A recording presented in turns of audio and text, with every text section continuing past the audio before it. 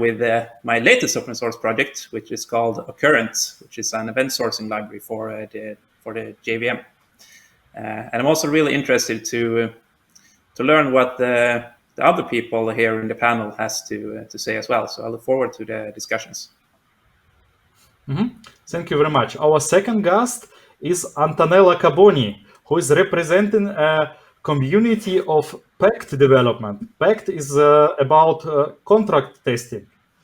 Hello, Antonello. Yeah, thank you, Alexei. Yes. So I'm Antonello Caboni. I'm based in London, and currently I'm an engineering coach for a company called Treatwell.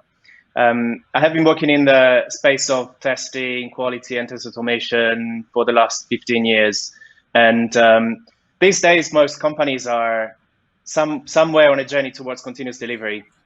And so my focus tends to be on how to approach test automation in terms of ways of working, practices, and tools, so that a team or organization can build a solid testing capability that is actually compatible with continuous delivery. And I'm very excited to be here today to talk about the role of API testing in this space.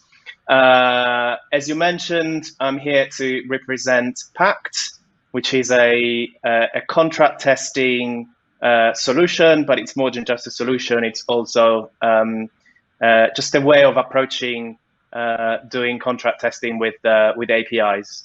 I have done a lot of work with Pact in the last few years at Treatwell, and so hopefully today you get a sense of how Pact can help with testing APIs and how it fits in an overall testing strategy. Okay, thank you, Antonello.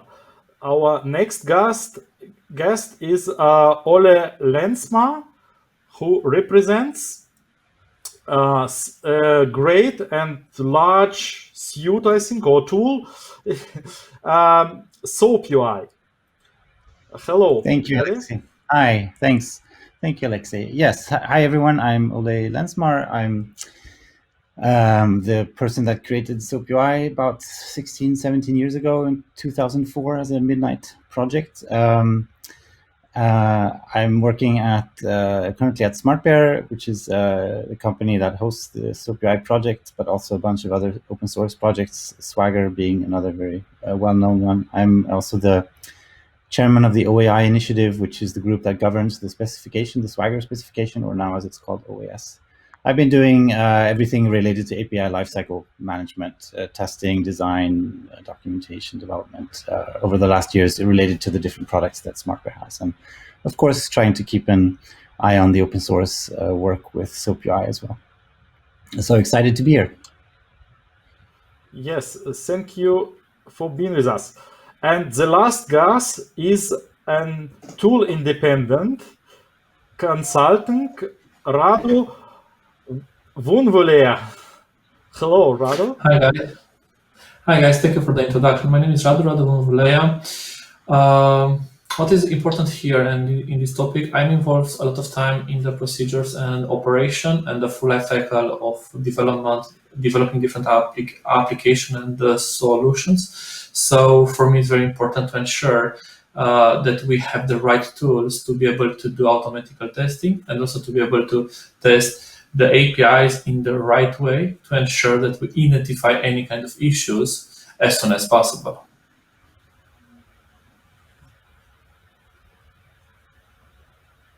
Yeah, thank you very much.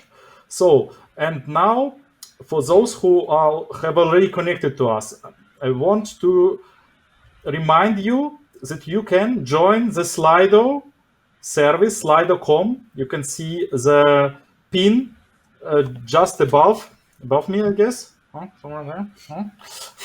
Okay, 33250, and ask there your own questions to our panel participants. Okay, so for the beginning, I would like to start with just some general question, and first of them will be, okay, why would we need the API testing at all? Shouldn't we just stick to end-to-end testing the whole the whole application through all phases, or perhaps if my team has successfully covered our code to 80% with unit test, is it the time to stop and say, okay, now we are fine, nothing can happen? Could one of you just try to explain the necessity or just the idea why integration testing and in particular API testing is important to be a separate tile in our QA processes?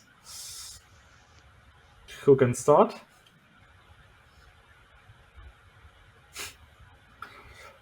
Come on. I can start. So today APIs are often a separate layer in your architecture, and one API could be exposed to public consumers. It could be exposed to a bunch of different internal consumers or apps or web application, etc. And as such, it's a layer that needs to be thoroughly tested on its own, just to make sure that any consumer that might be using it is using an API that works. And there's a bunch of aspects to testing an API. It's not just functional testing, but also non-functional testing like load testing and security testing. If you have a specification for your API, like a OAS document, you might want to make sure that that's compliant with some standards that you have around how you document your API. So there's a bunch of aspects to just the quality of the API and to make sure that it can be successfully consumed and to ultimately make the consumer successful in whatever they're building on top of your APIs. When it comes to the question of why not just do unit testing, it's just because the different building blocks work doesn't mean that they work together, as you know.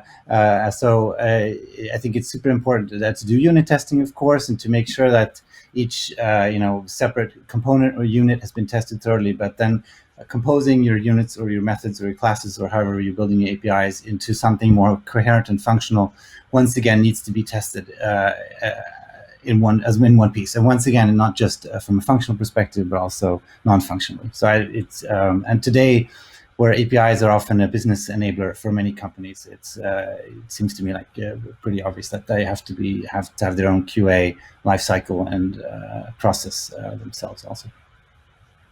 So that's my answer. Mm-hmm. Thank you very much. Any additions? I think that was a really good answer, actually. Oh, sorry. I think it was a really good answer, and I agree with everything that was said. I could actually turn the question around, because I don't know, how do you know that what you're building is actually working as intended? I mean, you need some kind of tests, in my opinion. I mean, I don't know how many times I've thought that my code works, but then I write a test and it fails in some strange way. I mean, I have to write tests.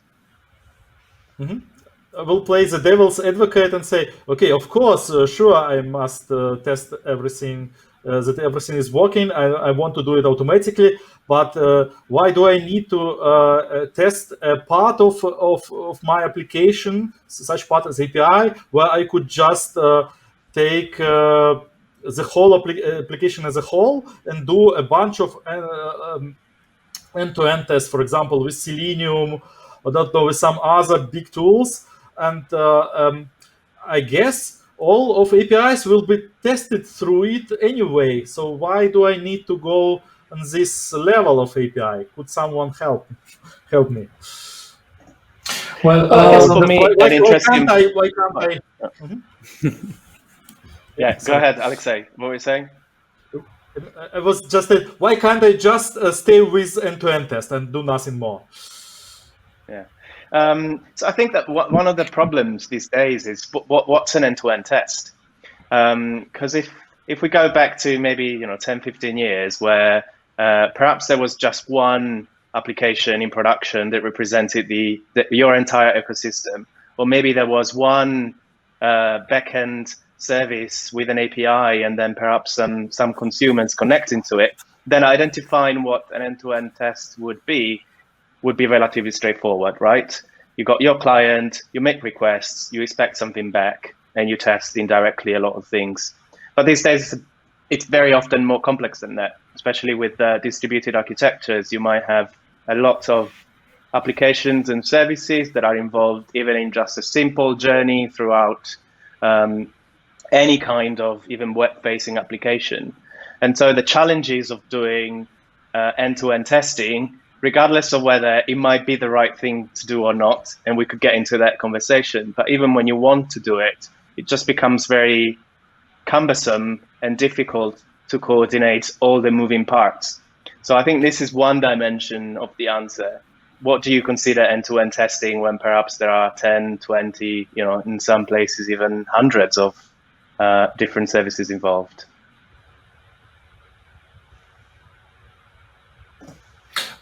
Also, what I'd like to add.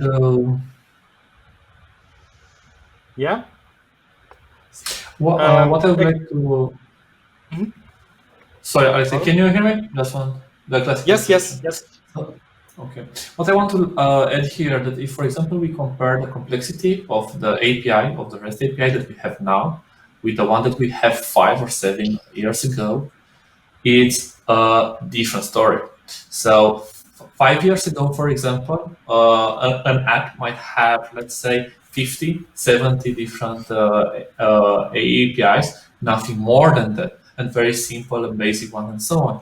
Nowadays, almost all our business is published through the internet, to the intranet, through APIs, to REST APIs. So now it's very important to ensure that the APIs work as expected, the first thing, and they're implemented in the right way, because many times the teams that are doing the build, doing the development and so on might forget about small things, narrow cases that you might not test, or you might not cover them if you're not careful, and you could end up, for example, in a case of a financial API, that somebody start not to take their money from their account, but they are able to put more and more money to their account. If the API is not tested in the right way and in all the cases, then you end up with this. And this is why automatical testing on the API, it's crucial, especially because nowadays we have very strong tools that can do the discovery of the API, but still also we need to think about how we can test it from the business point of view, from the BDD perspective. Thank you very much. I just received a message from organizers that we are having technical problems. I can't quite understand what kind of technical problems. Are we live? Victor, can you tell us? Are we? No, we're not. We are not Nobody can hear or see us. Oh no. Oh no. Gosh. My Slack is going crazy. My people saying, "Oh, I can't hear anything." I think it's strange because committed. It's I think the 20th or something like 20th event already. I thought it will be just working. Okay. Okay. I think we would wait a little bit until I will go from Victor again. Yeah. Okay. I actually wanted also to add something. I don't know if I supposed as a moderator also make some remarks, but I think as a moderator I will just do remarks. Okay, but it's I think it's not that good if nobody can hear us. Hopefully, Victor, can you tell us if it is recorded? Because in any case, if it is recorded, then it could be put online later, and then everybody will at least hear what we were talking about, like in the recording of the video. Victor? Now we are live again. Yay. Okay. Okay, I don't know if I think we will not repeat everything that we were talking about. Yes? I will, just in case, make a very, very short repetition introduction who are we here, in case it wasn't live from the beginning. So we have Johan Haleby as a representative of REST Assured. That's Java-based framework, very popular framework for writing, for coding API test. We are having Antonello Caboni, who is a co-worker, co-developer in Pact project, which is for consumer-driven, so-called consumer-driven contract testing. Then we have Ole Lensmar, who is who is a creator of SoapUI, a big tool for doing almost everything, probably with with APIs. I think Ole will tell a few words about it later on. And we have an independent independent consultant, Radu Vunvulea from Romania here. And so the first questions we were discussing was about why do we need the API testing in general. So why can't we just rely on unit test and on end-to-end test? And a couple of very good opinions were told by our participants. And now I will just add to what I hopefully you will it will be on the recordings. I will just add that the end-to-end test, in my opinion, they are almost always by design, by nature, they are very slow and they are so-called flaky, like they don't stable in the sense that rerunning them could show you different results. So you are actually normally you're not able to cover enough of your application with just end-to-end tests. So you must go on deeper levels, and perhaps API level is a good compromise between two small scoped unit tests and, like I said, too slow end-to-end test. If you agree with me. Okay, so the next question, I will try to go in systematic of API testing. We have pretty different tools, beginning from perhaps just coding with REST Assured, some other frameworks, or full-fledged environments like SoapUI or Postman, and something quite different in approach, which is also related to API testing, like testing on contract level. So perhaps we will go tool by tool, and you can also add your additional comments and your additional opinions. Perhaps I am also missing some tool variations, some specific tool which are not which doesn't fall in one of these categories. Perhaps why don't we start with like coding, and as example, REST Assured framework and Johan. So as far as I know, REST Assured is pretty popular, and it's just about coding. It's not a tool which is having some UI. Is it right?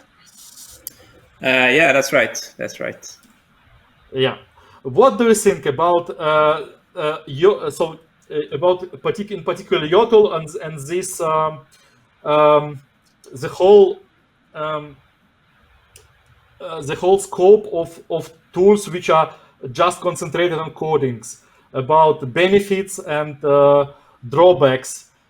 Could you elaborate on this approach? Yeah, I'll try. Yeah, I founded REST Assured mainly because I needed something like this myself, and back then I couldn't find an alternative that I liked, at least. This was a while ago, so I don't really remember everything. But yeah, that's why I created it in the first place. And yeah, we were on the JVM. Everything was written in the JVM, so it was quite natural to just like have create a library that worked with the environment that we were currently using. So and that is the approach that I'm still using most of the time today when it comes to API testing. But that, of course, it can have limitations. I mean, RestAssured is a library for Java and JVM, and I mean, everyone is not using the JVM, so RestAssured is not applicable there. Arguably, I mean, you could write your test in Java anyways, but maybe there are better alternatives if you're not on the JVM. Actually, how old is RestAssured? I think it's 9 years or maybe 10. 9 years. I'm not really sure. Yeah. Okay, it's pretty. So we shouldn't say old. We should say matured. Yes. Yeah. it's actually true because the most important bugs are already fixed, I guess. Yeah. But for me to understand, actually, I think I know, but it means you can write tests for APIs in Java or perhaps in some Java compiled languages like Kotlin or something. Yes. But yes, you can easily test APIs which are written with actually any language. Any programming language. So it's not restricted to testing Java application. Yeah. But probably it helps. Yeah, sorry. No, it helps because it integrates so well with the tools that you usually use in Java development. I think it comes quite natural to use a tool like this. Okay, can you just answer a few specific questions? Can it be used only with REST APIs, or can you use RestAssured also with like standard web services, this SOAP WSDL, or even binary-like protocols like gPRC? Can you? No, you can't use it with gRPC, but it's just I mean, RestAssured is just an HTTP client with some some fancy API that is well suited for writing tests. So it's not a magical thing. It's just standard HTTP. So I mean, you can use it to test. I mean, REST is quite a you can use it to test REST services, but it's not limited to REST services. So you can use it for any HTTP server service that you may have. And one of the nice things, arguably, with RestAssured is that it comes with a built-in, expression language, if you like, that you can use to easily parse and extract data from JSON and XML and HTML documents. So I think that has contributed to the popularity of the library, because that has historically been quite verbose in Java, at least. Yeah, sure. How do you think, how popular is actually RestAssured? Is it? Do you know some competitors frameworks, or who are just concentrated on coding, which are even more well known, even more known than RestAssured? I actually don't know, to be honest, but there are there are many other great libraries as well.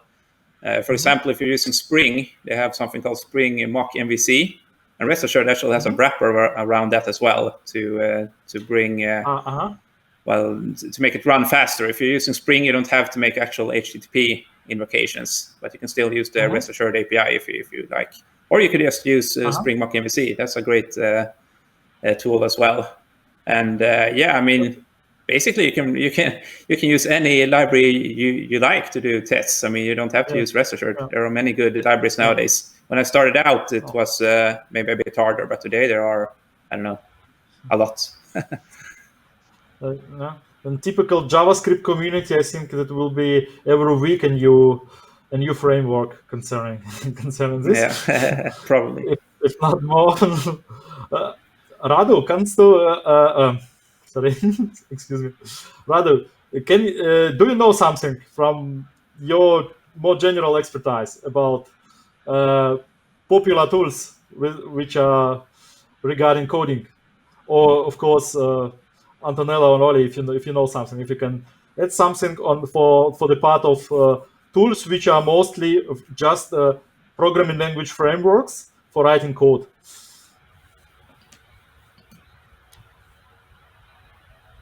Radu? Oh, no.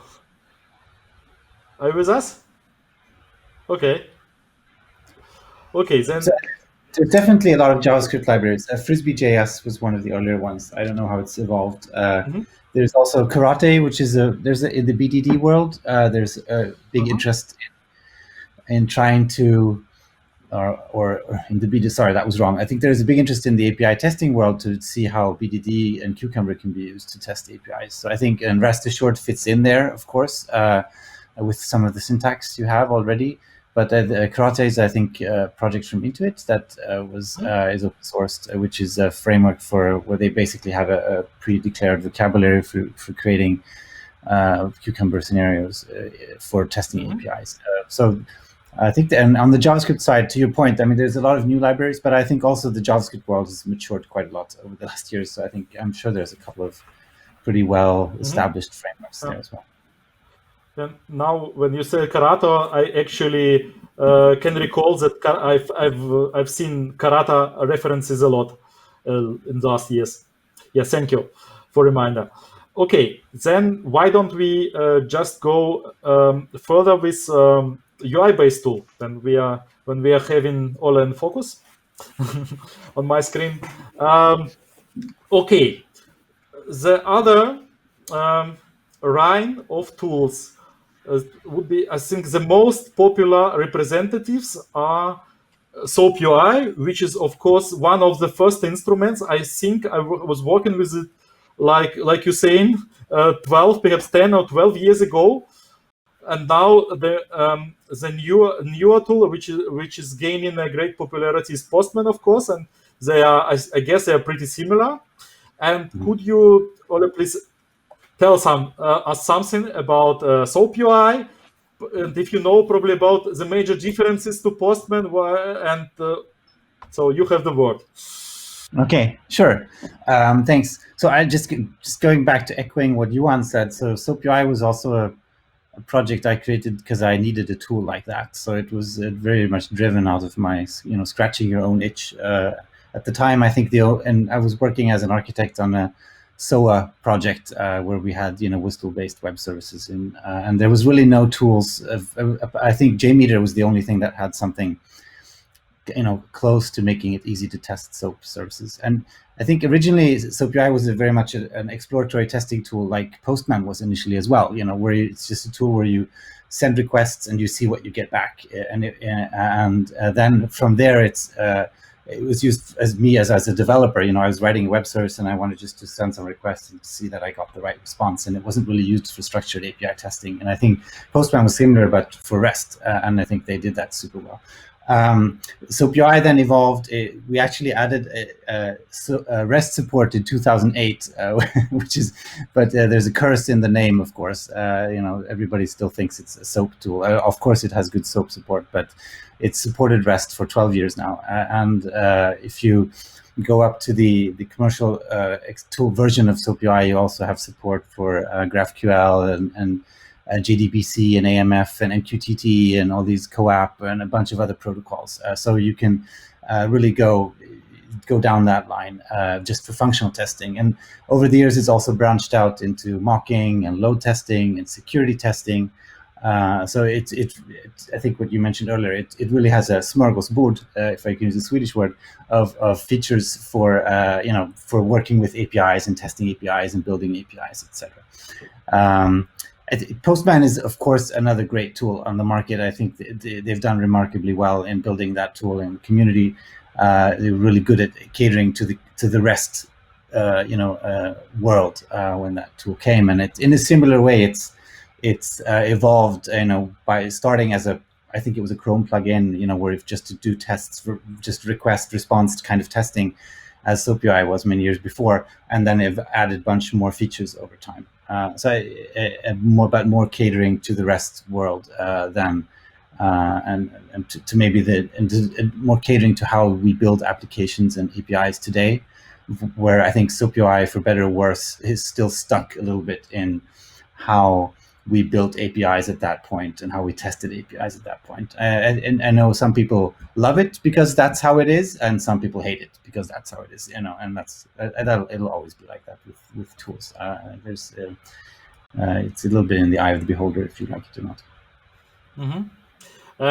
Can you explain us a bit how do you probably can automate a lot with SoapUI as well as, for example, with Postman? I mean, not just do exploratory testing, but write some automatic scripts. What is the general approach? Do you have some like SoapUI specific DSL language for it, or does it integrate with just normal programming languages like Java, JavaScript, to writing some code, which can be, I don't know, generated from? Like what is support for coders for coding? Sure. So it's more of a traditional tool. From the testing perspective, it's more traditionally, it was geared at non-technical testers. So when you create your functional test, it's basically a sequence of steps. So you can say it's a very high-level programming, but it's not coding, where you have different types of steps you can use to make requests, validate responses, do branching and looping and all that kind of stuff. There's also a step for writing scripts in Groovy, which is a popular scripting language in the Java world, and through Groovy you can do basically anything you want as part of your test. If there's something you want to do that's not supported out of the box by SoapUI, you can do it in your Groovy scripts, and people are very creative in what they do. You can gRPC, to your point, if you wanted to do gRPC testing or WebSocket testing, or I don't know, whatever you might want to come up with, you could do that in Groovy. So once you've created your test, you can automate that. There's a command line utilities for running both functional tests, load tests, security tests. So if you want to automate the execution of your tests as part of like a Jenkins build or so on, there's also a Java library you can use if you want to write, let's say you want to integrate with RestAssured, you might want to run some, I don't know why you want to do that, but you never know. You can use Java code to basically run a SoapUI project or test and then hand it over to some RestAssured scripts or some other testing framework you might want to do. But with the constraint that I'm talking Java here, so it's also Java-based, similar to RestAssured. Mm-hmm. But what we see very, very common is that people write their tests, create their tests in SoapUI visually, you program them, and then they use the command line tools similar to NewMem for Postman, right?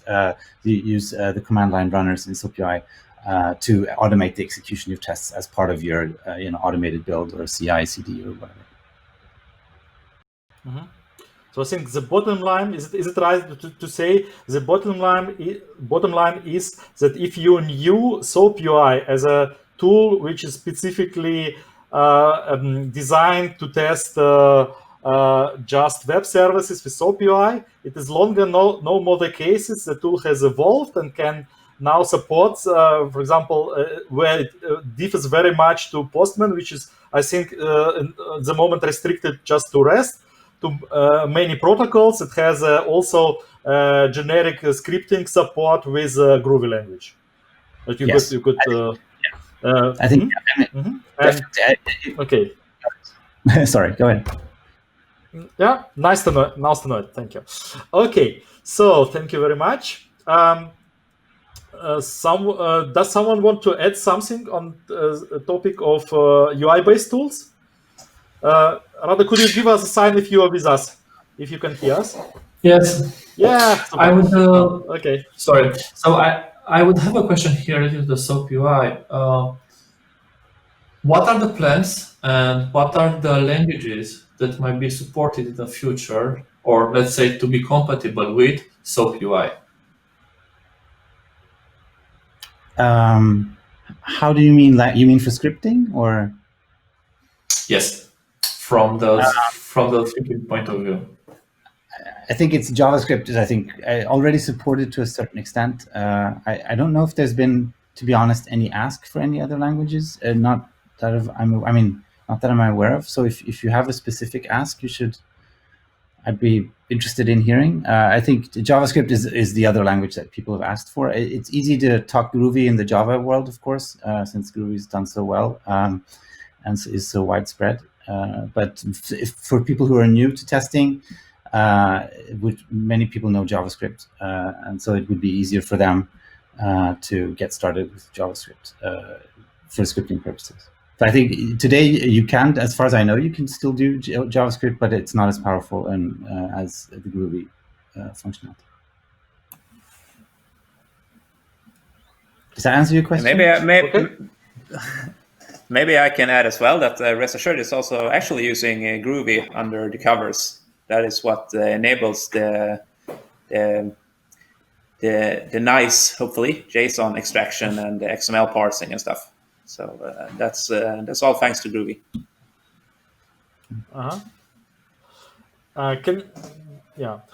Isn't it sometimes that to RestAssured and Groovy that some very large responses cannot be parsed as fast as I wish to? Can you probably, I don't know, tell us about workaround? So that sounds reasonable. I don't know. No? So actually, I'm also a practitioner of almost all of the frameworks we are having today, except of SoapUI. I had also some experience, but it was later in the years. And so my solution to that was, perhaps it will help someone. I wasn't using just built-in expressions of RestAssured, but just using some dedicated frameworks. I forgot this. Okay, just frameworks which are specialized on parsing large JSONs and do it quickly, and it solved the problem. So basically, I was using RestAssured for all the parts except when I had 10 megabytes large response with as JSON and had to parse it. Sometimes it wasn't working as well or as fast as I would wish to. So a few minutes, for example, for just parsing it's way too much. Okay. Alexei, I have a question for Ole, if that's okay. Sure. Yeah. If you want to integrate SoapUI tests in your pipelines, is the scripting option the only path that is available to you? No. So there's a command line runner. So basically, you would create your SoapUI tests as you do in the tool. You save the project file, and then there's a command line executable that you run. Similar like to Newman for Postman. So you write, it's a runner, and then you path to the project file, and then which test case and test suite you want to run, and there's a bunch of parameters related to the execution. So you don't have to do any scripting at all to automate the execution. I think the scripting is more if you want to do things inside your tests that aren't supported by the test steps that are by default available for you in SoapUI. Does that answer your question, Antonello? Yes, it does. Thank you. Yeah, please feel free to reach out afterwards if that didn't help. Happy to help. Okay.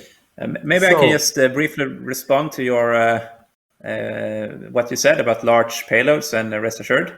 And I mean, I'm sure that you're right. I've never used it with such large payloads myself. So but I just want to say that the RestAssured is modular as well. So you don't have to use everything. It is not a one size fits all solution. So you can, if you just want to use like rest assured to I don't know, to get your request and then use another library. You can do that without bringing in all your all dependencies, and vice versa. You can use another HTTP client if you like to get the data, and then use the JSON path library that is shipped with rest assured if you want to parse it. So you have lots of options.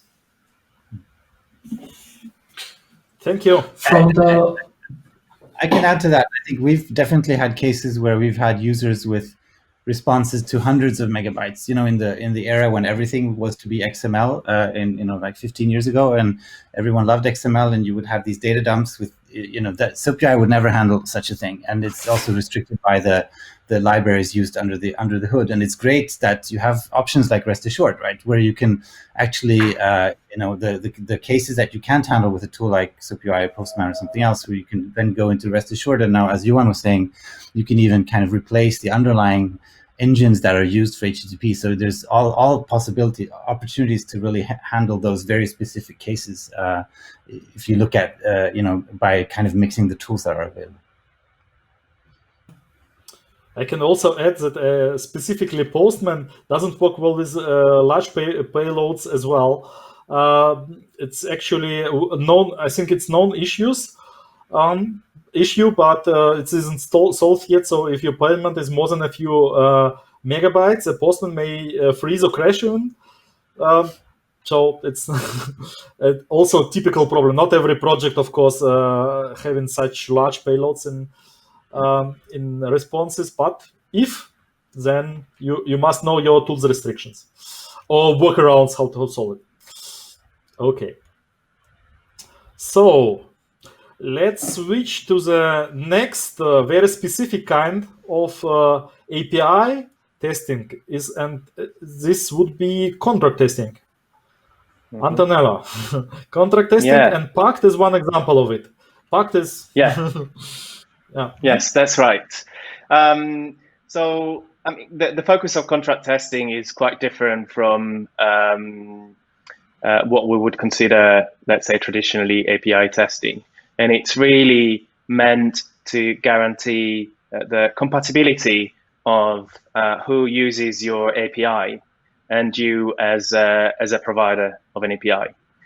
So Pact is a tool that can help you with contract testing, and Pact was born as a practical way of following a pattern that you mentioned earlier, which is consumer-driven contracts. And effectively, to put it simply, consumer-driven contracts implies that the onus of defining what an API should offer should be a responsibility of the consumers. In other words, if I'm a consumer of an API, then it's in my interest to say to the world out there, and specifically, to whoever maintains the API, this is how I'm using you. You might have 100 endpoints. These are the 10 endpoints that I consume, and this is how I consume them.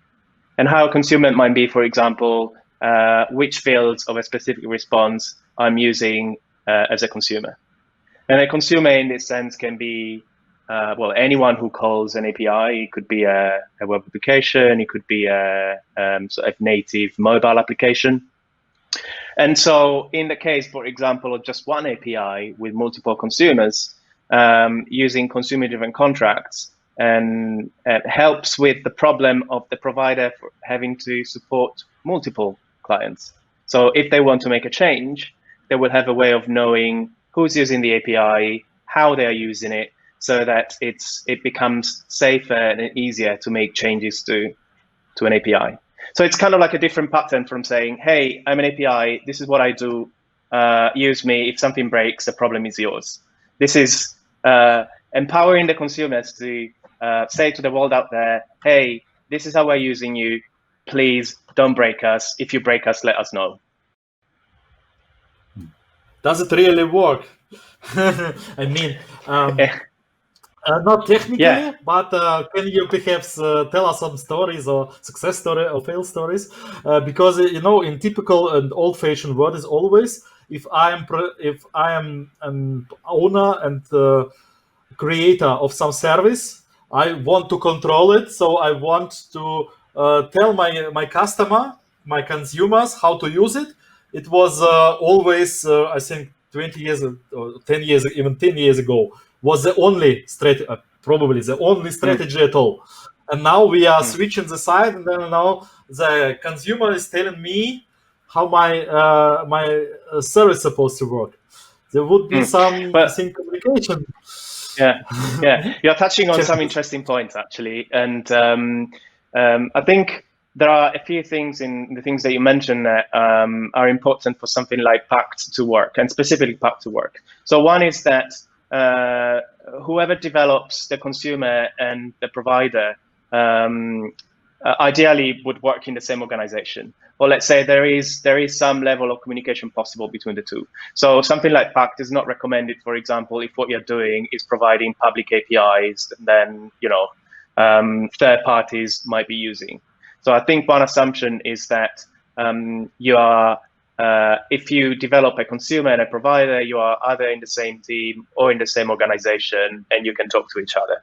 So the way I described it was, it's very consumer focused, and it sounds almost like the consumer dictates what should happen, but I think it's more collaborative than that.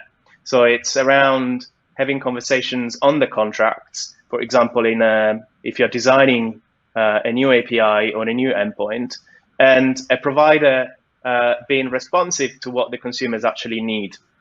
But the same thing could happen throughout, just maintenance or further changes to APIs. The focus is really the communication, and empowering the consumers to make it public how they're using the APIs is just a way of fostering that communication. So the team that develops the API will still be responsible for that, would make their own choices, but at the end of the day, they are providing some level of interface that other people will use. And it's also in their interest to make sure that they don't accidentally break their contract.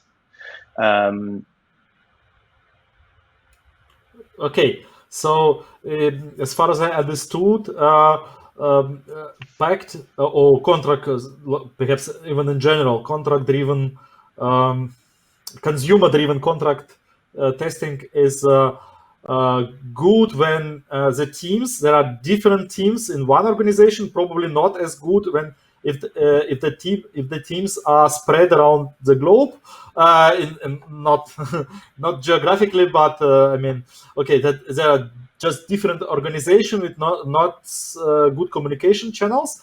But what if we have, for example, just one or two teams who are working on multiple endpoints, consuming and providing? Is it a good idea to try to do this kind of testing, or is it too small now? Too small scope if it's just one or two teams doing whole work? What do you think? I think it depends on what kind of architecture is beyond the work that those teams do. So if, for example, you work in an environment where you only have one consumer and one provider, I think Pact can offer value, but I think it really shines when perhaps there's more than one provider or more than one consumer.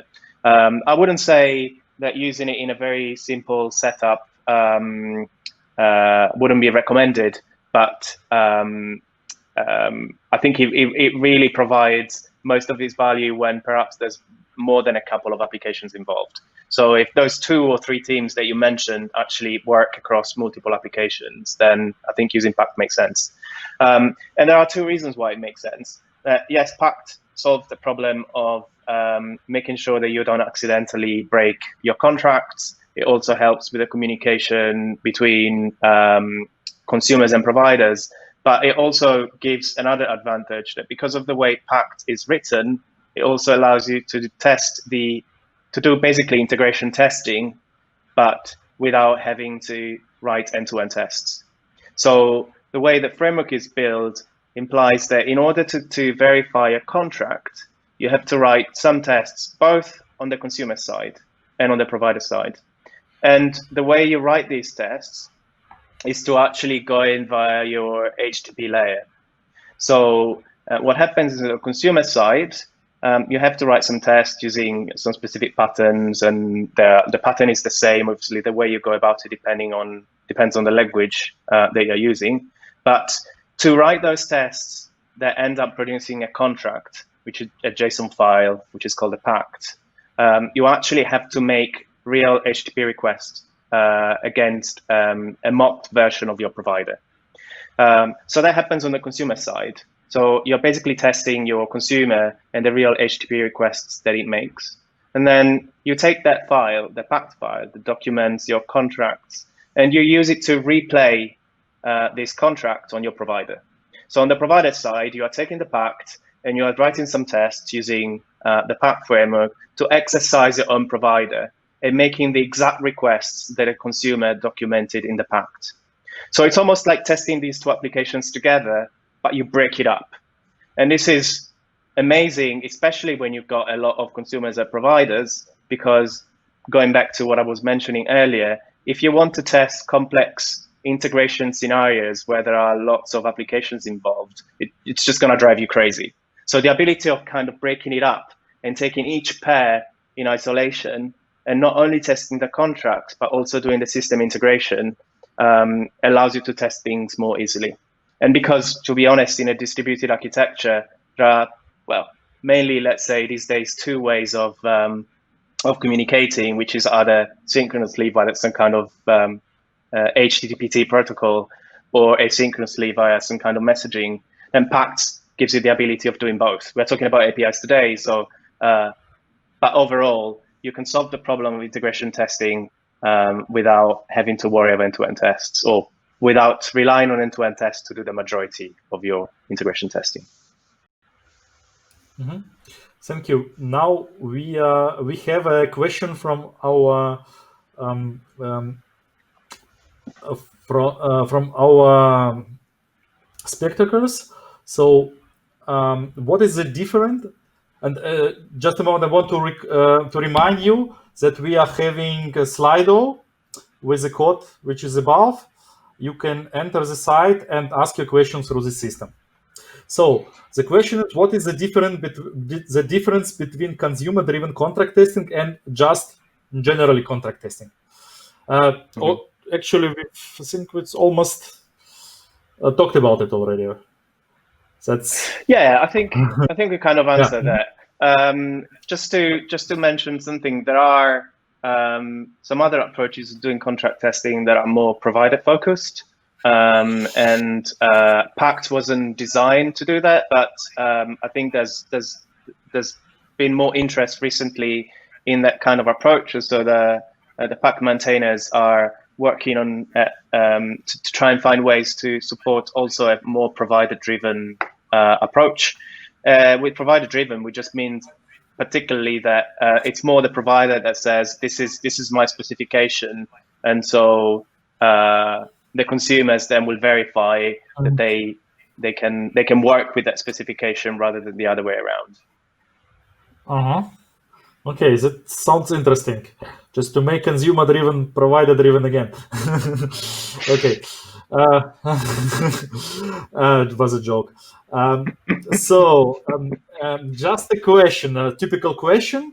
Of course, it will be easy to test contracts written with with REST based API approach. What's about, for example, classic web services or some other protocols? What is the state of things now? How it is supported by Pact? I think you don't have to have REST APIs in order to be able to write Pact tests.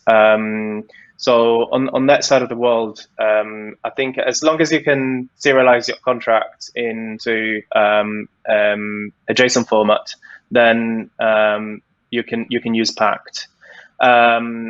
As I mentioned, there are also messaging, and messaging is also supported by Pact. So you can, if you're using message queues to do integration between applications, then you can also use Pact for that.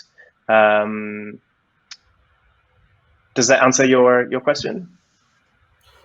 Yep, probably. So, okay, so it is technically possible to use it with other protocols other than REST. Okay. Yes. Okay. Then now, can other participants add something to contract testing? I'd like to add here something. I've seen Or ask. a lot of people using contract testing for generating the documentation. So once you use contract testing, you will have the API very well documented. Mm-hmm. And my questions to the others would be the following. From, let's say, from the percent point of view, how much would increase the effort to do contract testing or to have a similar approach versus without using contract testing? So what is the percent of effort that is required to add this feature?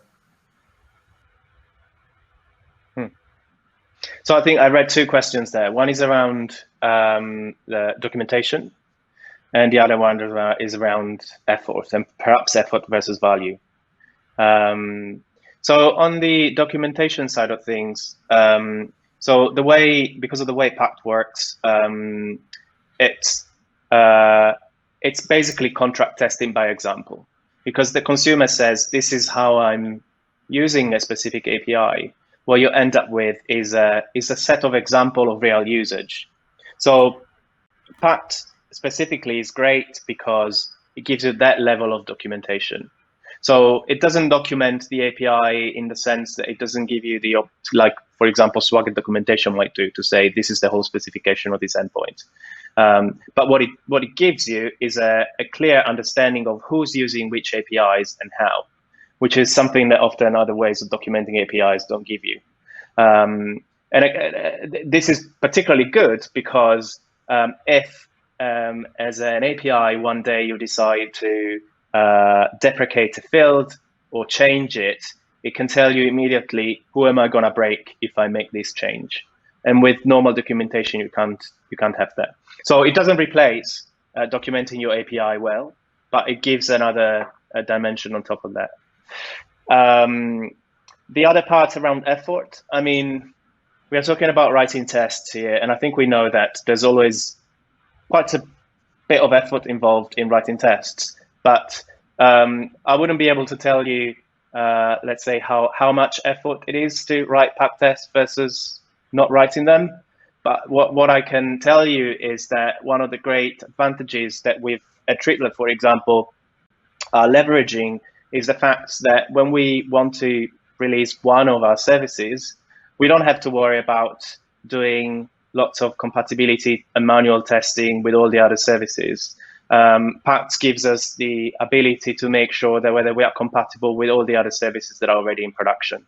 So if we want to release just one of our dozens of services, Pact can give us that. If we didn't do that, we would have to rely on some kind of more convoluted type of integration testing, perhaps end-to-end testing. We would have to test a lot on real environments and having to deal with all the data setup and all of that. So whilst certainly writing these tests constitutes effort and getting the pipeline in place so that the whole workflow works, the benefit that you get is that you can move more closely towards a continuous delivery setup, where it's your pipeline that tells you whether you can actually release and whether you are compatible with everything else that is running in production. Yeah, I'll just add to that. I think it's super powerful that if you're kind of in a group organization where you have a bunch of services that you're evolving by different teams and they're being consumed by different teams. So it's like a microservices architecture, and you want to you don't want to have like a release every 3 months, but you want to be able to release continuously as you make improvements. Having something like Pact to give you that safety net to make sure that these changes you're pushing out, even if you think they're small or this shouldn't break anything, right? We've all said that. Having that safety net in place, to ensure that or give you an added sense of security that these changes will not actually break any consumers of my API as they are using the API today. It's a huge value. It's a huge value for companies to be able to push out updates on a daily basis versus to have to synchronize, coordinate on a monthly or weekly basis. I'm just speaking from my own experience. So I think that's where Pact really shines, in those kind of where you have a very distributed and very heterogeneous architecture. Yeah. I think if we didn't have Pact, we would be in a very difficult position, and I think it would be very difficult to release. We'd probably release services crossing our fingers and hoping that there are there's no breaking changes in compatibility. Yeah, and we'll spend a lot of time on running regression tests and making sure that Selenium or whatever you might be using, making sure that everything seems to work. Let's push it out, and then everyone's on call to roll back if something didn't work. Yeah. And that frees up time and effort to actually focus on testing, if we're talking about APIs here, so testing our APIs properly. And so without having to worry about everybody else's APIs, we know that Pact covers that. And so we can then go and do the functional testing that we want to do on the applications that we are working on, using tools like the ones that we're talking about today and other types of testing on our API-based services. Yeah, maybe I can add as well, because I think it's super interesting and important that you also support messaging. I think especially if you're using like a microservice approach, then messages are extremely important. And if you break a message and you're not backward compatible, for example, you can break a lot of things in your system. So having this as an additional layer of security, I think, is really important. Mm-hmm. I can also add just a little bit, I think, and actually I had also this in my practice, and sometimes even if we are delivering the new versions of our endpoints on a regular basis, like every week, it is not always possible to update every possible client with a new version. For example, if some clients are distributed on iPads, on some standalone hardware devices, and other clients are web clients. So web clients are automatically, like you say, automatically updated on the server side. And in some cases, you cannot just update every client simultaneously of the newer version. And then Pact has this nice function, which I like very much. Can I deploy? Yes, and you could actually double check your setup, even if you are not just going smoothly from version 1 to version 2, but you have really a puzzle with many different versions which are live simultaneously and must still be supported to check to check if they will be working together with these very changes in microservices. Is it right? That's right. Yes, absolutely. Yeah, Can I Deploy is actually at the core of making Pact's work. If you are so, Can I Deploy is basically, we haven't talked about the Pact broker, but the Pact broker, it's a web application that where you can store your contracts and where you can store what they're called their verification results. So when the provider verifies contracts, it can post to the broker and it can say, hey, I verified myself against this version of the contract. And so it holds all the information that you need. And Can I Deploy is basically a command line tool that interrogates the Pact broker, and it tells you, well, you can ask, is this version of this specific application compatible with this other application? Or is it compatible with all the applications that are running in production or on your staging environment? So you can make it really easy to do those checks, and you can incorporate those checks in your CI pipelines at any stage. So even if you make just a tiny code change and you push it on your branch or to master, you can immediately have a reassurance of whether you might have broken compatibility with any of the APIs that you interact with. Yeah, thank you. And we have some other question from our polls, and zwar, when would you use a functional testing tool like RestAssured, SoapUI, Postman versus contract testing such as Pact? Should we use both? Is it alternative or is it something additional? It's actually, I think maybe I could have a go if or was the question targeted to you? No. Yeah, go ahead. No, I interrupted everything, so I'll just continue. So I'm thinking that let's take an example. Maybe you've written a beautiful REST API. You're with hypermedia and you're like richness on maturity level 3 and everything is fine.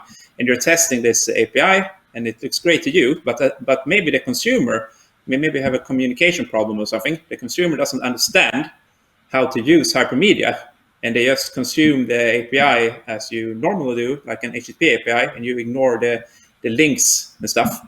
Then I suppose that a tool like Pact could actually catch this, because if you change the semantics of your API, then Pact can help you to discover these things as well, regardless if you have like very nice testing your actual service API.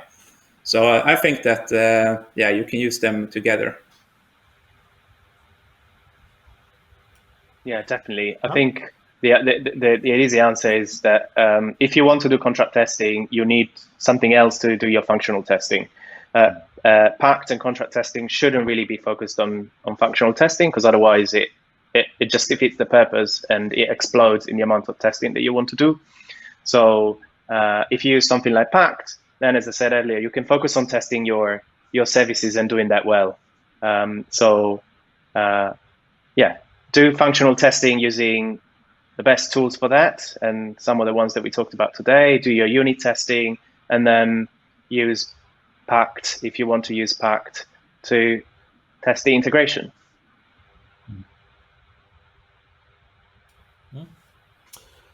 I can also just give an example for this. For example, you have a simple service which, let's say, is returning some actual temperature for some city, let's say. Yes, then with contract testing and Pact, you would check that your parameter formats are okay, so the service doesn't break if your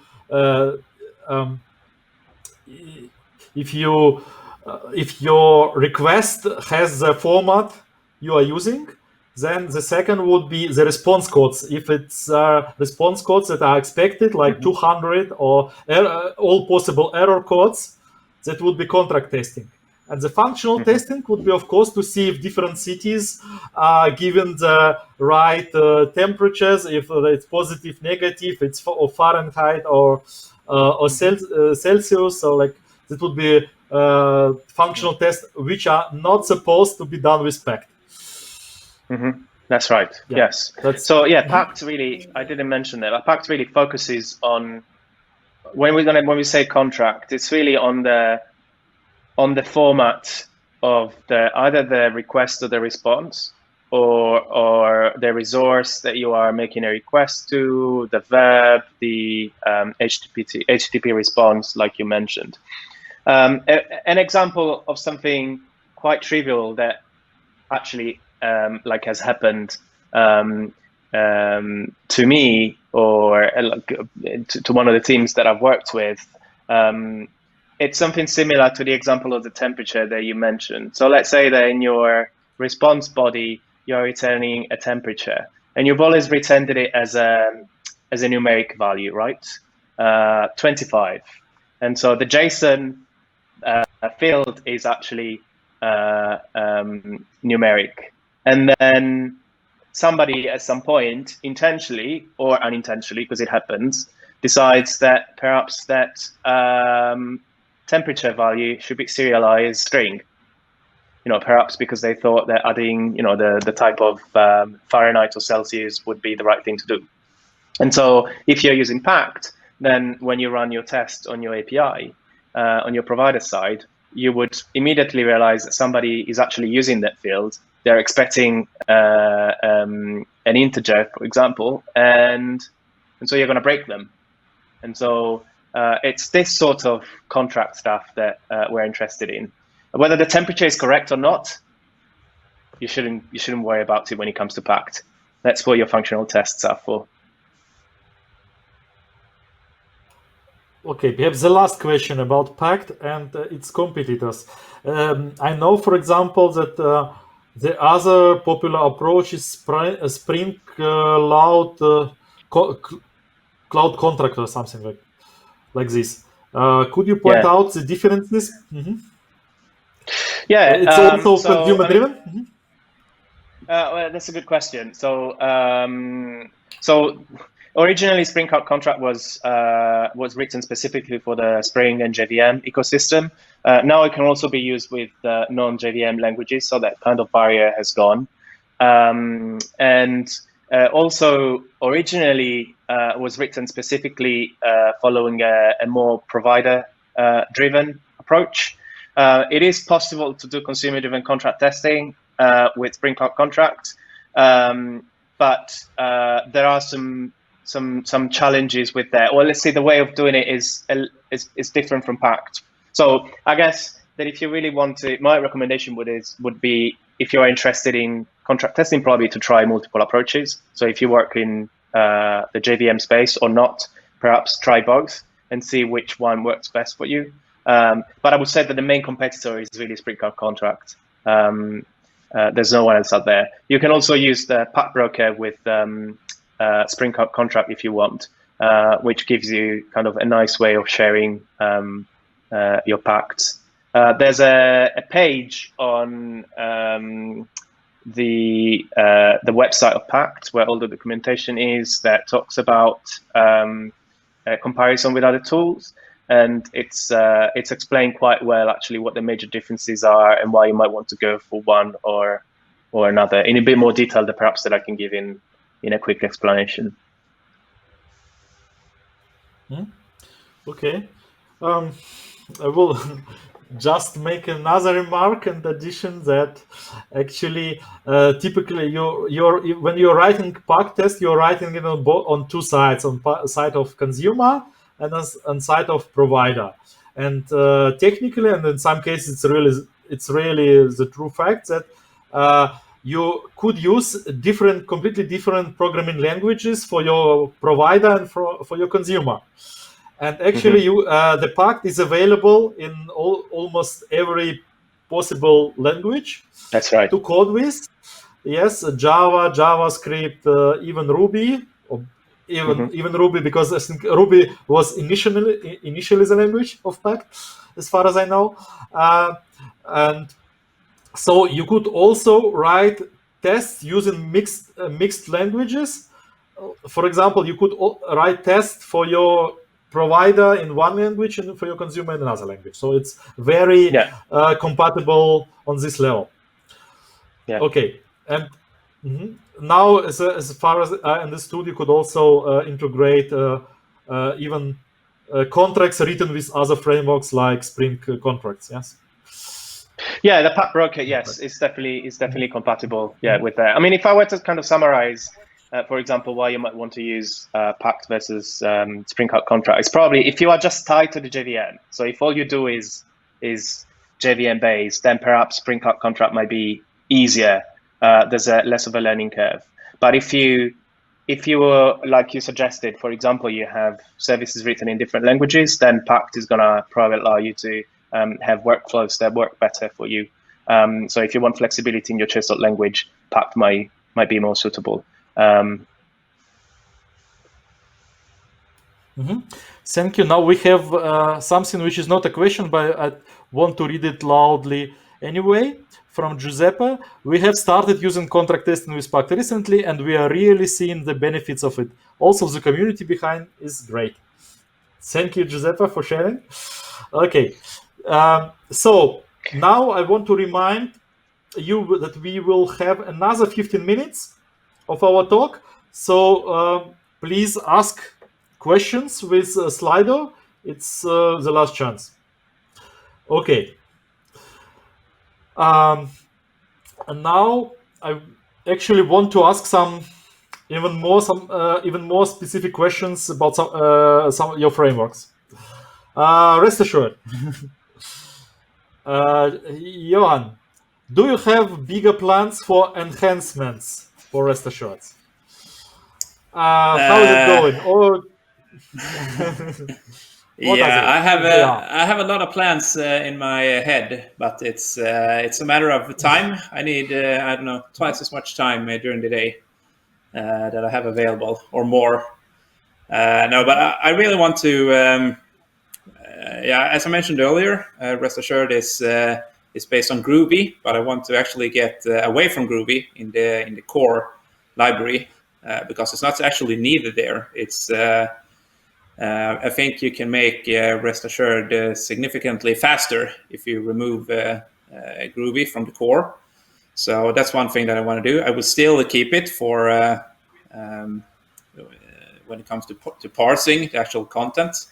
But as I mentioned earlier, you don't have to use those libraries if you don't like. So for example, you can pick there are other libraries in Java for parsing JSON, but you can still benefit from using the API of Rest Assured and use them as well. And if so, it will be faster if I remove Groovy.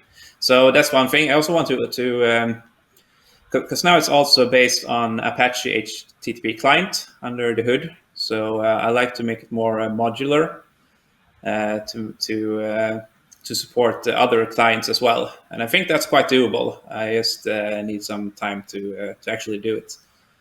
I think, and also GraphQL support. I know people have actually sent quite nice pull requests, but I don't know. I don't want to have it in the core. So I think it has to.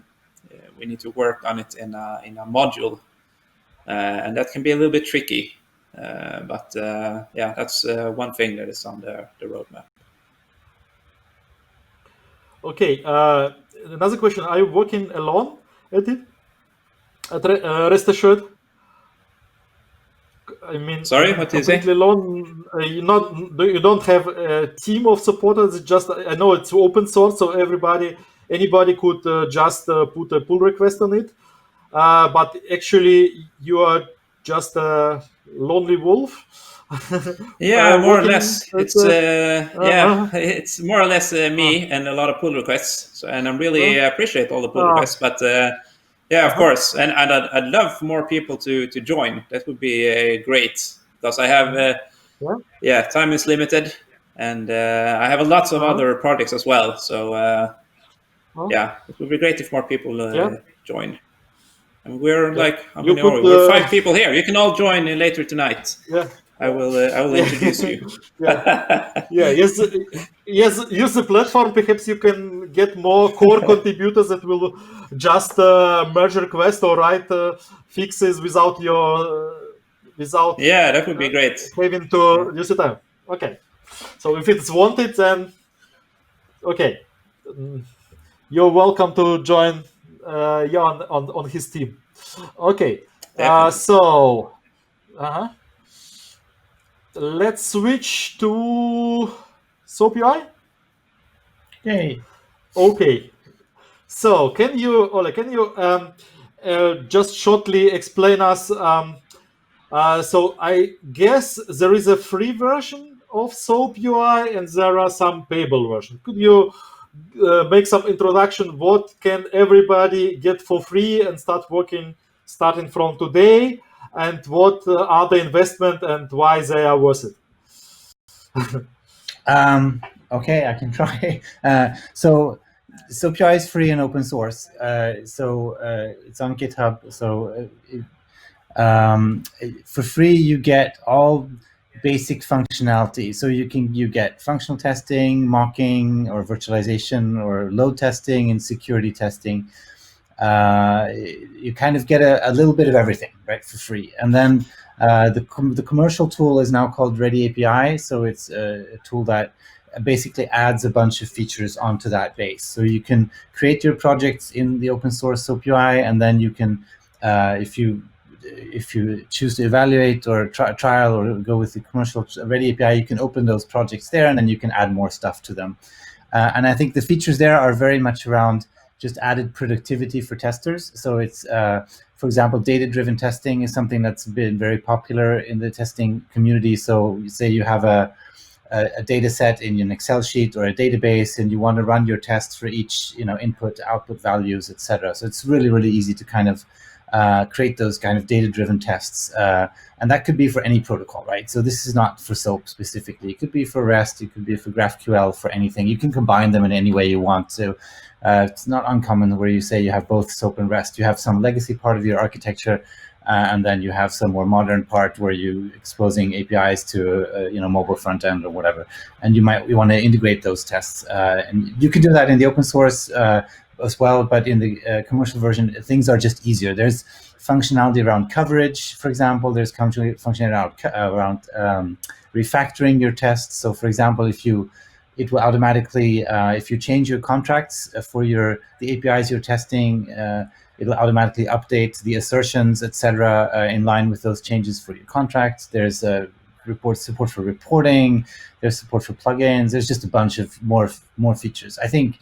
Although I do think you'll get pretty far with the free version, which is, depending on who you ask, it's SmartBear a good thing or a bad thing. But I think it's great, actually. That I think it's really important that people are able to, build good APIs or to create, sufficient API tests with the basic tool. And then if they have more advanced or enterprisey needs around protocols or whatever, they can, of course, upgrade to the commercial version. I actually don't know the cost of the commercial version, but you can go to SmartBear and find out. I'm not sure. Okay, thank you for information. Sure. Okay. I see the next question from our will complement your answer, and it's about RestAssured and Pact. How are RestAssured and Pact are managed? Are there any commercial backing to keep them alive, like SoapUI? So it's the other way around. I think RestAssured is completely free, and Pact also almost completely free. Do you have some plans to make in some commercials offerings? Okay, do you, I don't know, support donation? Can you explain this part, or it's free and that's fine?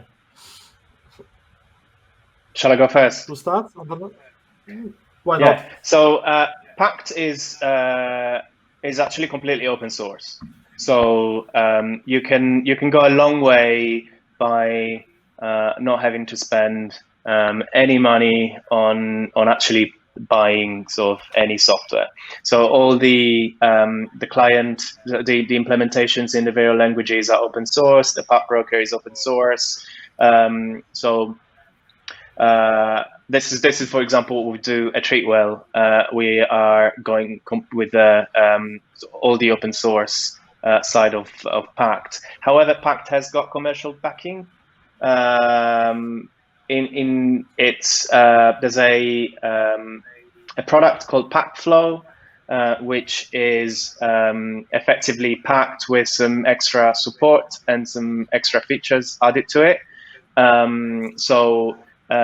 You don't have to use it, but it's just an additional option for you, and some of the things are managed, for example, hosting with a Pact broker and all these things that you might not want to do yourself.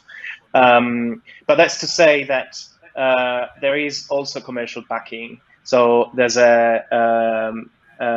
definitely an interest from some of the maintainers to keep working on Pact and on the open source side of things, also because there's definitely some commercial backing behind it. And the company where sort of Pact started is also heavily invested. It's a consultancy company in Australia, and they're backing up Pact heavily. So it's kind of like one of the questions that often comes up with any open source tools. It's like, am I gonna choose this tool now and then a year down the line support stops and I'm screwed? Which is one of the questions that at Treatwell we wanted to get reassurance from. And I think the support and dialogue with community or maintainers and seeing how actively actually the whole Pact system is maintained can be a reassurance on that front. Yeah, thank you. Johan? What's about your tool? Yeah, I wish I could say the same for RestAssured, but I can't. It's mainly me, and I'm mainly working on it on my spare time. So I don't know. Maybe it has gotten a bit too big for its its own good, maybe. But I try to maintain it for the best of my ability, and so far I've managed to maintain it for 9 years, and I have no plans on stop doing that, but I don't know. I mean, I cannot make any promises on roadmaps or keeping deadlines or anything like that. That's impossible for me. Yeah, I actually did add buy me a coffee button. I don't know, a couple of months ago. So maybe that's one way to support the project. Okay. Hopefully you will get enough coffee for your life. Yeah. Okay. I think in Sweden the coffee consumption is great, so it's not so easy to achieve. Okay, so one specific question for Antonello. Actually, Rado, if you want to add something, please just try to get in. Yes. Yeah. Okay. Fine. So- Everything's fine. I would have a rhetorical question. I don't expect to get a response. Even if the tool that we're using to define contract testing and do automatical API testing are not the most important thing in a case that we have a bug or an issue, especially from the open source ones. Enterprise companies are usually enterprise and bigger and larger organizations are looking for tools where they have support. Let's say 8 to 4 support for 5 days of the week. And there are some problems, especially when you want to incorporate tools where you cannot find this kind of support.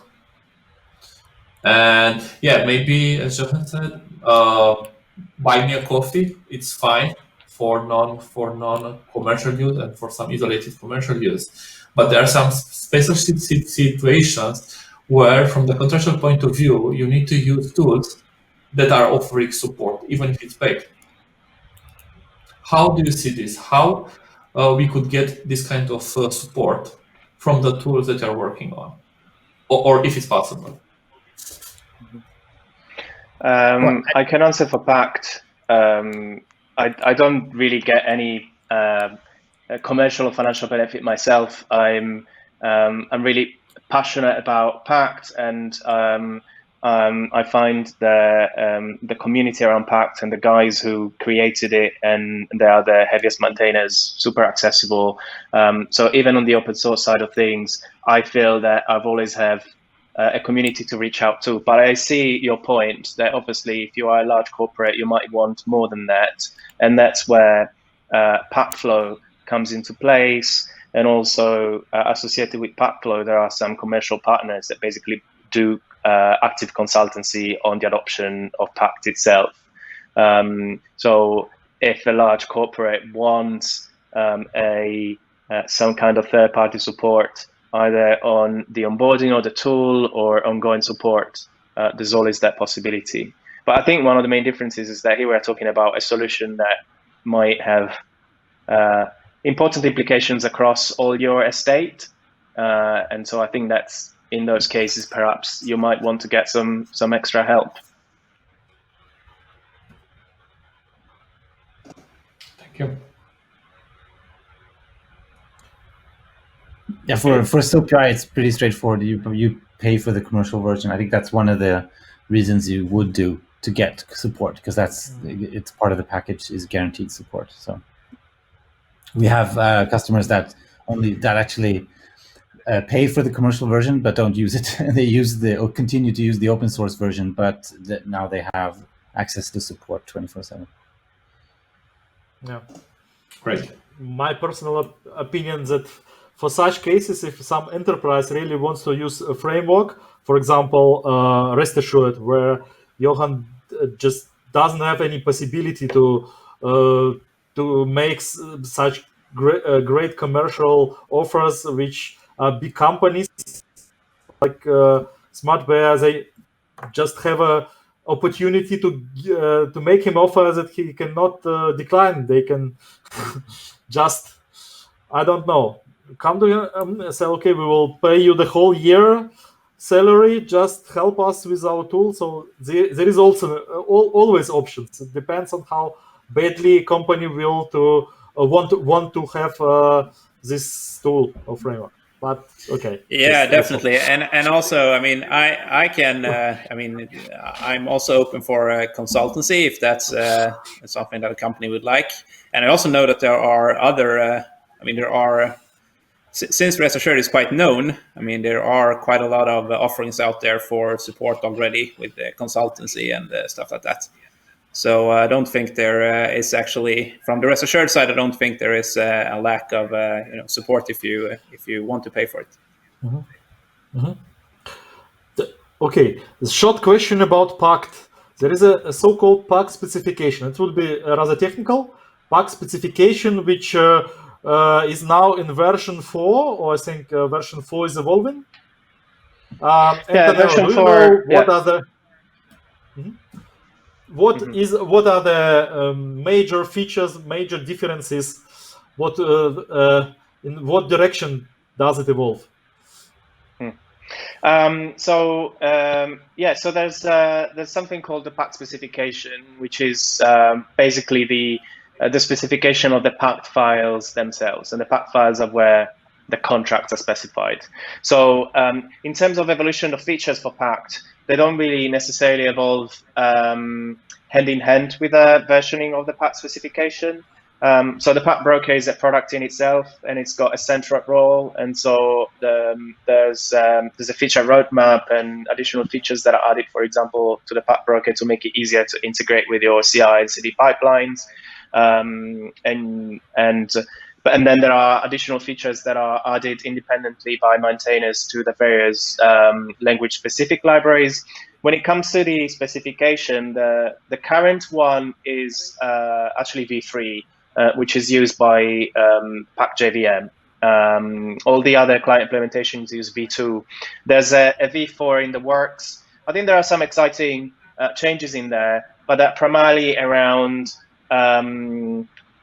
so-called matching, which is just a way of making sure that you can verify contracts without having to worry about the value of the properties that you're interested in. So V4 is involving in that sense to make it even easier for people to say this is what I expect, but without having to expect specific values in your responses. But most of the exciting developments are around other features, not necessarily, and not just on the Pact specification. Mm-hmm. There's a canny page actually in Pact where it shows the current evolution of the features that are being worked on, the features that are planned, the ones that have just been completed. So if you're interested in seeing what's coming up, I think it's if you Google canny and Pact, I think you're gonna get there. Okay, thank you. I think we're just a little bit out of our time that we have planned, but actually I can stay for another 10 minutes. A question: if you all can stay, or if someone must go, then you're free to leave. Around now, I will ask probably the last question. Ole, you want to? Okay. So I will ask the last question, and the last question, and if you have time and want to answer it, please answer. For all, the question will be for all. So it's about integration of API testing in modern CI/CD, so continuous integration, continuous delivery systems, and support from your instruments, from your tools to it. So in most cases, no automated testing is working standalone right now. So we are writing tests with some tools and then integrated in our continuous integration pipelines typically. Can you just tell a few words about how is it for your tool? Ole, you can start if you want, or someone else. Sure. I think similar to the question that was asked by Antonello earlier. So for SoapUI, there are command line runners to run functional tests, load tests, security tests, and even mock services if you want to run those as part of your integration tests, if you want to mock out external dependencies. So you basically author your tests in SoapUI, you save the SoapUI project file, and then make sure that that's part of your source tree. So if you're using GitHub or Git specifically, and then as a build step in Jenkins, for example, you would run the SoapUI command line runner to run those tests or load tests or function tests or whatever. So, and then the output of those is in the JUnit XML format, so you can integrate the response into the reports that are generated by Jenkins. So it's pretty straightforward. Do you have plugins? Do you have dedicated plugins, for example, for Jenkins, TeamCity, I don't know, for GitLab? No, it's which command line. It's a standalone command line tool that you have to install on the server that's running Jenkins or whatever, and then run it from there. So there aren't, I think for the commercial tool, once again, I think there's a RestAPI plugin, which might make those things easier. But it's definitely doable with the open source free version. Yeah. And where you mentioned the reporting, do you have some also integration to third-party reporting engines? I don't know, Allure or something else. There are actually also a couple of instruments which helps with report presentation, like you typically test generating, XMLs with the results, and then. Do you have some? No, we don't. And there are some. Oh, I forgot the name. There are some result aggregation tools out there that support SoapUI natively. So the other way around, they have plugins for SoapUI. There are no specific plugins in SoapUI or RestAPI, as far as I know. But there's a plugin SDK. So if you're eager to write some plugins in Java, you can do that to push out the results to whatever external system you might have. Yes, thank you very much. Okay, next one. So maybe I can talk a bit about RestAssured's case, because RestAssured you just run. It's just a HTTP library, so you just run it with any framework that you like. I typically combine it with some test containers, so you can set up databases and Docker images and stuff like that. And usually it integrates really well with the existing. If you're using a framework, you don't have to do that, obviously. But if you're using Spring or Micronaut or Quarkus or something like that, it integrates well with them as well.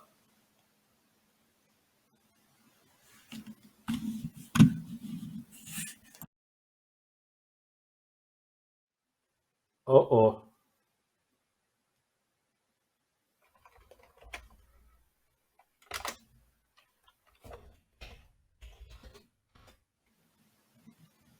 Hello, are we back again? Hi. One moment. Nice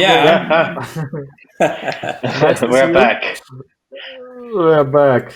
Today, technically, API wasn't tested so well this time. Victor, if you can hear me, just confirm that are we live or not?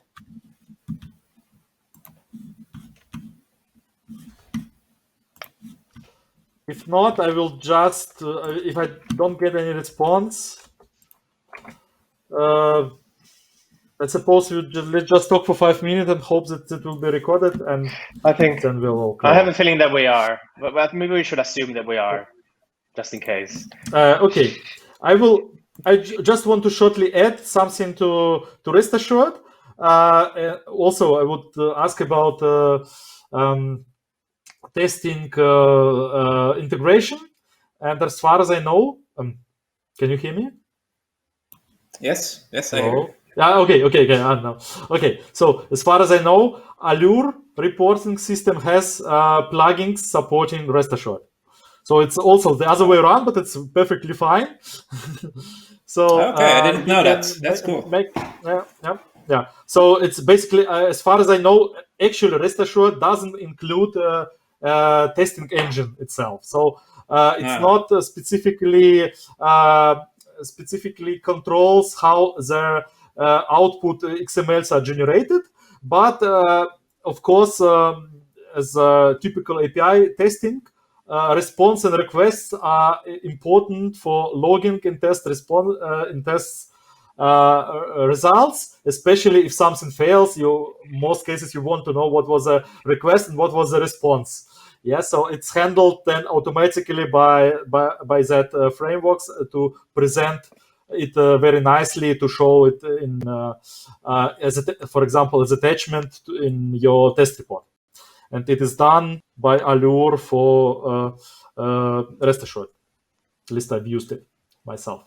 Okay, now Antonello. Yes, I mean, I'll keep it short. Pact has really been designed with continuous integration in mind. So I think if you're not integrating with your pipelines, then you're probably not getting much value out of Pact. So on the consumer side, Pact basically what it needs to do is to run some consumer tests, which are effectively just unit tests written in the same language in which your application is written. The side effects of running those tests is the creation of the Pact files. They get published to the Pact broker. And then on the provider side, again, it's just unit tests effectively they are running. They get the Pacts from the Pact broker, and they verify and publish verification results again to the broker. So this is like the basic of continuous integration. But then we talked about can I deploy? And so there are some extra assurances that you can add to your pipelines to make sure that you can actually deploy onto an environment. And when deploying onto an environment means checking whether you are compatible with all the other services that are running on the environment. Classic example is production, because the most important one. But if you have other environments, you might also want to make sure the compatibility before deploying onto any other kind of staging environment. So in terms of CI, let's say that the most native thing that exists in the ecosystem are the webhooks for the Pact broker. So the Pact broker is smart enough to know whether a contract is changed or not, or whether a contract has been verified. And so it can trigger some other actions, which are normally, for example, are invoking other pipelines. But then there might be other stuff that you need to do yourself to configure your pipelines to run these tests and perhaps make calls to can I deploy, which is just a command line tool. So there's a lot of documentation on it, but there's no like plugin that you can just put onto your pipelines and it automatically solves all your problems. Perhaps not yet. But anyone can contribute. I mean, yeah, plugins. It's normally the plugins. It's in most cases it's not a thing that you couldn't do with some basic feature of Jenkins or instrument. But they are in some cases they're just making it even more easier than you just choosing like I have Pact, and you will just be shown a few fields to fill in with where your tests are, for example. Then it will do customized reporting or customized test execution. So yeah, it's actually I think it's nice. It's not necessarily to make the thing to go the thing. I think one of the difficulties is that there are so many languages involved, but there are lots of, for example, when it comes to running can I deploy, there are already scripts that are part of the documentation that you can just basically reuse. So it's not like as good as a plugin, but you might not have to rewrite a lot of logic yourself. Mm-hmm. Okay, so thank you very much all together. I still don't know if we are live. Yes, you are live. Okay, we are live. Nice. Okay. So I want to thank you again. and let's say the last goodbye for now. So thank you, Johan from REST Assured. Bye. Thank you very much. Thanks for having me. Yeah, Antonella. Hi. Pleasure. Goodbye. My pleasure. Thank you. Likewise. Ole, thank you very much. Yeah. And Rado. Servus, thank you for having me. Cheers. Yeah. So perhaps please come to our next panels. I hope we will make it in a few weeks about unit testing. Bye-bye. Bye. Bye.